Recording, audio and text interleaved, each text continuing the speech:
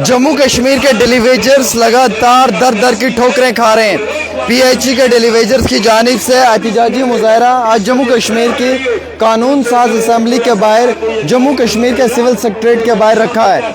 और यहाँ पर इन लोगों का यह एहतजाजी मुजाहरा करने का मकसद यह है कि इनके जो अधिकार हैं, जो राइट्स हैं, वो दिए जाएं, ताकि हुकूमत ने जो वादा किया है कि इन्हें फौरी तौर जो है वो परमानेंट या रेगुलराइज किया जाए।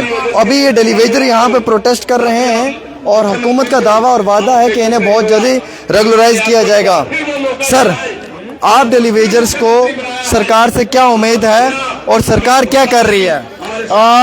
हमेशा वैसा है कि हमें सरकार से रेगुलेशन की तरफ हम सरकार को अपील कर रहे हैं, प्रोटेस्ट कर रहे हैं। और सरकार से उम्मीद ये है कि ये लारलपी जो कर रहे हो आप, ये लगातार आप ये कह रहे हो, आपने बड़े मिनिस्टर को, एमएलए को पूछा रूलिंग पार्टी के कि आप रेगुलर कब कर रहे हो, वो डेट नहीं बताते, वो महीना नहीं बताते, ना वो एसआरओ बता रहे हैं किस एसआरओ के तहत हमें रेगुलर करेंगे। तो हमारा आपके माध्यम से उनसे सवाल ये है, क्या हमें हक नहीं है जानने का क्या हमारा रोड मैप आपने क्या बनाया? हम आज जो प्रोटेस्ट कर रहे हैं सिर्फ उमर साहब को वो चीज़ याद करवा रहे हैं 11 मार्च 2025 को जो असेंबली में उन्होंने वादा किया था, ऑन द फ्लोर हाउस किया था कि हम अगले साल तक एक रोड मैप बना लेंगे और इनको फेज मैनर में रेगुलराइज करेंगे। तो इंतजार करना पड़ेगा। देखिए कितना इंतजार कर रहा है, 34 साल से इंतजार ही कर रहे हैं। ये उमर साहब 9 से 14 तक चीफ मिनिस्टर रहे, तब भी इन्होंने ये कहा था कि हमारी सरकार अगर फ्लड नहीं आता और जल्दी इलेक्शन अनाउंस होगी, नहीं तो हम इनको 14 में रेगुलर करने वाले थे।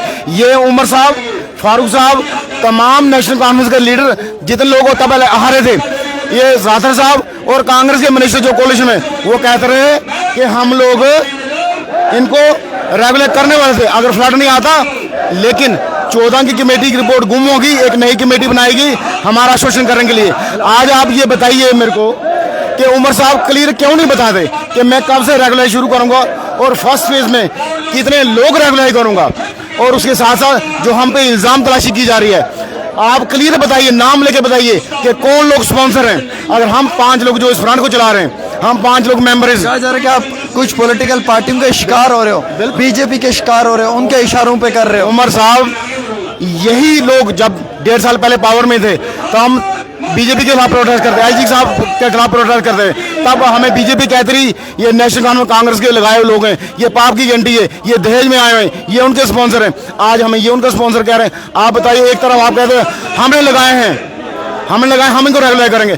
अगर हम लोग रेगुलर, आपको लगता है कि हम लोग स्पॉन्सर हैं, तो आप जो 4-5 लोग हम कमेटी हमको रहने दीजिए। डिप्टी सीएम साहब नौशहरा के लोग रेगुलर कर दें, उमर साहब अपनी कॉन्स्टिट्यूंसी के लोग रेगुलर कर दें। हमारा खुला चैलेंज उनको है। आप उनको जो डेथ होगी, जिनकी ड्यूटी के दौरान शहीद हो गए, जो रिटायर हो गए, उनसे रेगुलर शुरू करो। हम कहाँ मना करते हैं? बड़ा जबरदस्त कहा सर ने, बड़ा जबरदस्त कहा। जो रिटायर हो गए उन्हें रेगुलराइज करो। उमर साहब, आप अपने लोगों को रेगुलराइज करो। डिप्टी सीएम साहब, आप अपनी कॉन्स्टिट्यूंसी के डेलीवेजर्स को रेगुलराइज करो। जिनकी डेथ होगी उनको रेगुलराइज करो। ये कहते हैं हमें मत करो, लेकिन उनको करो। रखते हैं। अगर आपको हम 5 लोग जो इसको लीड कर रहे हैं, हम लीडर नहीं है, हम मेंबर है, यहाँ पे हर एक बंदा मेंबर है। हम 5 लोग अगर आपको लगता है कि ये लोग गुमराह हुए या स्पॉन्सर हैं, तो आप हमें रहने दीजिए, बाकी लोगों को रेगुलर कर दो। आम डेलीवेजर है ना, गरीब डेलीवेजर है, उनकी रेगुलर, उसके लिए आपको एसआरओ बताना पड़ेगा, उसके लिए आपको रोड मैप बताना पड़ेगा, उसके लिए आपको ये बताना पड़ेगा। किस बात की सजा डेलीवेजर्स को मिल रही है? क्यों नहीं डेलीवेजर्स को रेगुलराइज किया जा रहा है? शायद उमर साहब, मैं 94 से शुरू करूं। हम लोगों ने जो मिलिटेंसी के दौरान इन लोगों की सेवा की, कोविड में भी की, मैं उसी की तरफ आ रहा हूँ। उसके बाद बर्फबारी में -डिग्री टेम्परेचर में करते हैं हम काम, कोविड में हम काम कर रहे हैं, फ्लैश फ्लड में हमने काम किया, इंडो पाक युद्ध में हमने काम किया। तो ये हमें सजा है, ईमानदार से ड्यूटी करने की सजा है।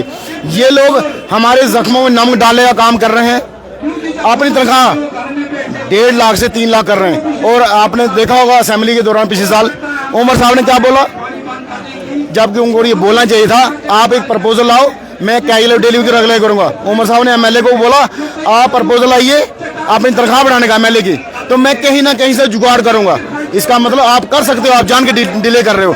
और डिले जैसे डिनाई कांग्रेस कहती है बीजेपी कहती है एनसी कांग्रेस के प्रपोजल पर है, तो सजा किस चीज़ की? आमिर साहब हम यही कह रहे हैं ना, आप आइडेंटिफाई करो कितने लोग हम उनके प्रपोजल पे हैं, उनके उस पे हैं एजेंट हैं, या उनके प्रपोजल उनकी तरफ इंस्टिगेट किए गए, या उनके तरफ प्रोवोक किए गए, या हम भड़काए गए। उन लोगों को रहने दीजिए, बाकी को रेगुलर कर दो। जैसे मैंने आपको कैटेगरी बताई, जो 30 मार्च को रेगुलर घर गया, क्यों कल छुट्टी थी ना, उसके लिए इनकी क्या करनी है, हम इसी साल करेंगे।